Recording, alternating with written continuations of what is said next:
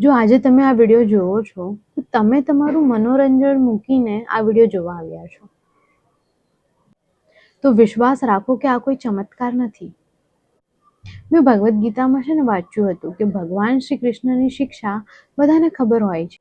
ઘણા બધા લોકો વાંચે છે, પરંતુ કંઈક ખાસ નસીબવાળા લોકો હોય છે ને, જેને ભગવાન શ્રી કૃષ્ણ પોતે પસંદ કરે છે, શિક્ષાને સમજી શકે છે અને જીવનમાં એનો ઉપયોગ કરે છે અને એનો લાભ લઈ શકે છે. થોડા સમય પહેલા હું પણ એમાંથી એક જ હતી અને આ વિડીયો જોયા પછી તમે પણ એમાંથી એક હશો. તમે ક્યારેય ભગવદ્ ગીતા ખોલીને જોઈ છે? ભગવદ્ ગીતાના પહેલા અધ્યાયમાં મહાભારતના યુદ્ધની વાત છે જ નહીં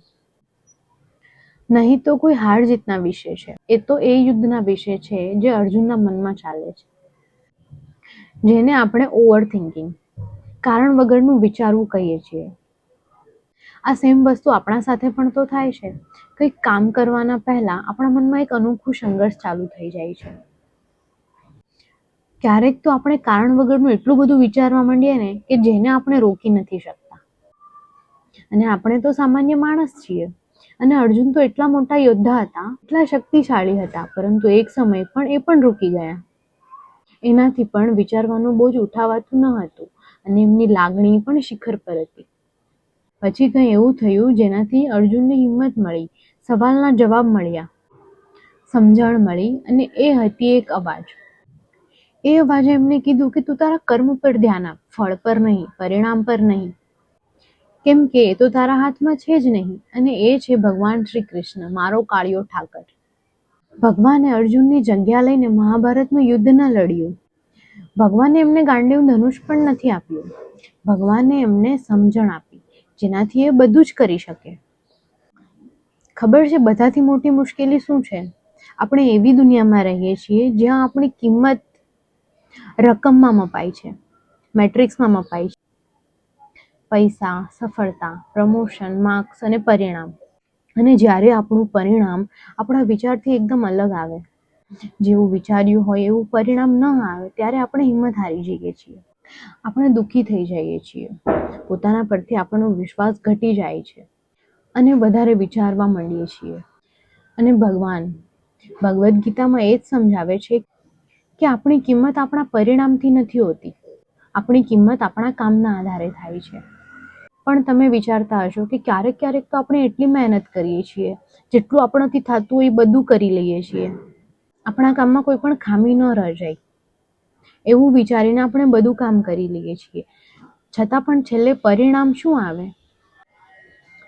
પરિણામ આપણને જેવું જોઈએ એવું નથી આવતું ને, તો એ સમયે આપણને ખૂબ દુઃખ લાગે છે.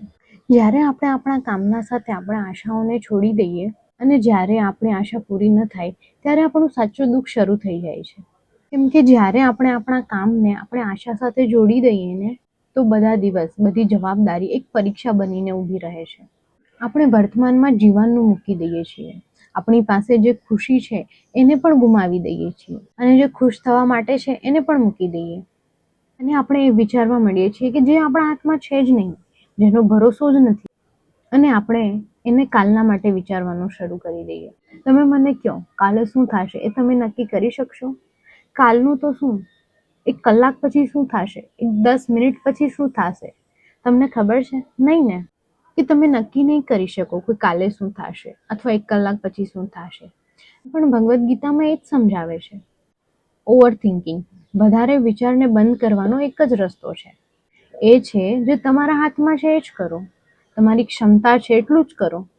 પોતાના કામ પર ધ્યાન આપો, પોતાની જવાબદારી પર ધ્યાન આપો અને પોતાના વર્તન પર ધ્યાન આપો. અને બાકી બધું મારા પર છોડી દો. મારા સામે સમર્પણ કરી તો જો. અને આનો એક ખૂબ મોટો ફાયદો છે. થોડા સમય પહેલા મારી એક ફ્રેન્ડે મને એક બુક ગિફ્ટ કરી હતી.